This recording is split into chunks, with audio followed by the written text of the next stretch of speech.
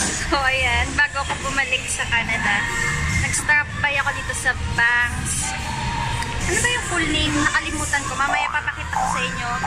But anyways, yun, nag-decide ako na magpa-keratin treatment. Pumunta ako sa pero parang hindi ko kasi masyadong na-appreciate yung customer service. So, ayun, lumipat ako dito and so far, napakabait nila. So, very welcome naman yung feeling ko. So, let's see, Joy and Jayan and Daisy po.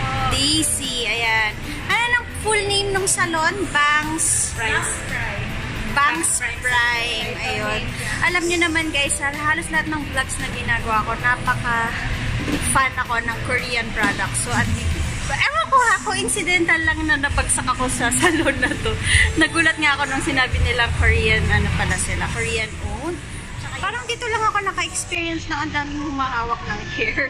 Usually, isa lang talaga eh.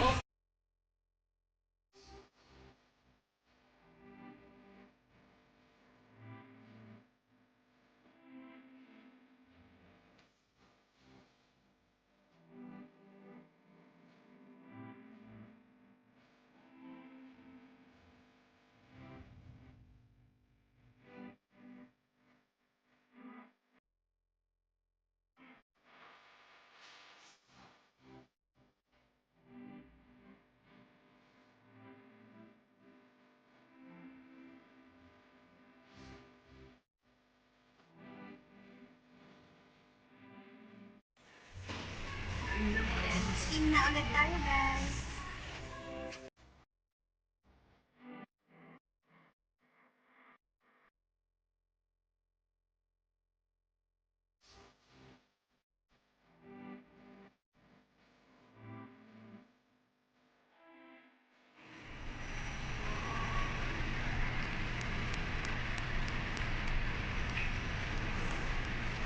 So, first step treatment guys. Hindi ka pa yata nila nakita nung name mo. Hi. Justin. Parang puro kayo J. Requirement ba yun? No. Parang puro J, si Daisy lang yung hindi J.